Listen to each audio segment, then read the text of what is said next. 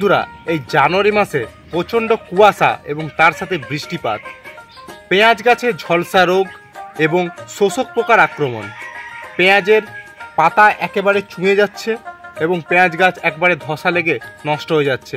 বন্ধুরা কি করবেন থাকছে এই ভিডিওতে।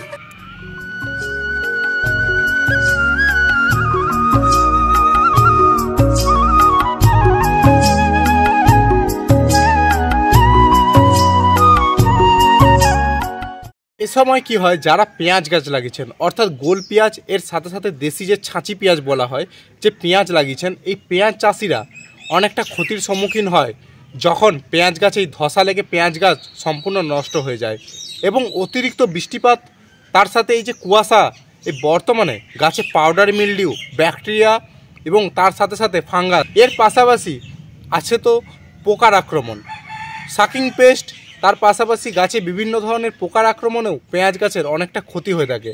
বন্ধুরা, এই ভিডিওতে আমি ক্রমান্বয়ে প্রত্যেকটা জিনিস সম্বন্ধে ধীরে ধীরে আলোচনা করব, যে কোন সময় কি ব্যবহার করবেন এবং কি ব্যবহার করলে পেঁয়াজ গাছে যে পেঁয়াজের যে ফলন সেটাও বাড়বে, এর পাশাপাশি পেঁয়াজের রোগ প্রতিরোধ ব্যবস্থা, আপনার পেঁয়াজ গাছের পেঁয়াজটা সাইজে বড় হবে, পেঁয়াজটার ভালো বাজারজাত দাম পাবেন, বাজারে আপনার ফলনটাও ভালো থাকবে। বন্ধুরা কিভাবে করবেন সব থাকছে ভিডিওতে। বন্ধুরা ভিডিওটা দেখুন, সঙ্গে থাকুন, কোনো মতে স্কিপ করবেন না। বন্ধুরা যদি স্কিপ করেন সেই পয়েন্টটা মিস হয়ে গেলেই আপনার একটা চরম মিস হয়ে যাবে। বন্ধুরা তো ভিডিওটাকে পুরোটা দেখুন। পেঁয়াজ গাছে এই ডগা পুড়ে যাওয়া বা ঝলসা রোগ অনেকটাই প্রাদুর্ভাব ফেলে থাকে। প্রথম পর্যায়ে ডগার উপরিভাগ থেকে নিচের দিকে ডগাটা আস্তে আস্তে শুকিয়ে যায় এবং গাছ ধীরে ধীরে মারা যায়। এর সাথে সাথে পেঁয়াজের ধসা, বিভিন্ন ধরনের এই ফাঙ্গাস গঠিত রোগের নিরাময়ের জন্য আপনারা আপনাদের জমিতে প্রাথমিক পর্যায়ে ডাইথেন M45 অর্থাৎ ম্যানকোজেব 75% আপনাদের জমিতে আপনারা প্রতি লিটার জলে 2 গ্রাম হিসাবে, অর্থাৎ আপনারা 1 ট্যাঙ্কি জলে 30 গ্রাম জমিতে বন্ধুরা স্প্রে করুন। দ্বিতীয় পর্যায়ে যদি এই ফাঙ্গিসাইডে যদি কাজ না হয়, সেক্ষেত্রে আপনারা ব্যবহার করবেন টাটা সার্থক। এছাড়াও এর পাশাপাশি আপনারা যেটা ব্যবহার করতে পারেন সেটা হচ্ছে অ্যামিস্টার টপ। এই দুটো ফাঙ্গিসাইড আপনারা আপনাদের জমিতে ব্যবহার করুন।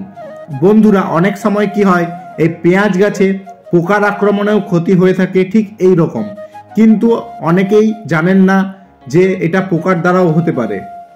সেই ক্ষেত্রে যদি আপনারা আপনাদের পাতাতে, পেঁয়াজ গাছের পাতাতে যদি থ্রিপস পোকা অর্থাৎ চিরুনি পোকা যদি কোনো অংশে লক্ষ্য করে থাকেন, তখনই আপনারা আপনাদের জমিতে স্প্রে করবেন ডেলিগেট, এছাড়াও টাকাপ, এছাড়াও প্রোপোনিল প্লাস ইমিডাক্লোপিড আপনাদের জমিতে আপনারা ব্যবহার করুন।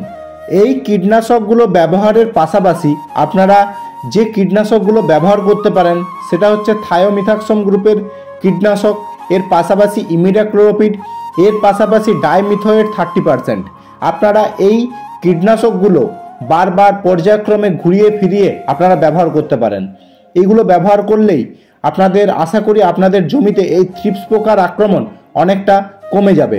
তবে থ্রিপসকে কোনো মতে স্প্রে দ্বারা নিয়ন্ত্রণ করা সম্ভব না, বিশেষ করে এই পেঁয়াজের জমিতে। ওদের বংশবিস্তারের দুটি দশা থাকে, ওরা মাটির নিচে ঢুকে যায় এবং সেখান থেকে ওরা বংশবিস্তার করে। তো সেই ক্ষেত্রে আপনাদের জমিতে যখন আপনারা সার প্রয়োগ করবেন, অর্থাৎ জৈব সার ব্যবহার করবেন, ঠিক সেই সময় জৈব সারের সাথে আপনারা কার্বোফুরান 3G আপনারা আপনাদের জমিতে ব্যবহার করুন।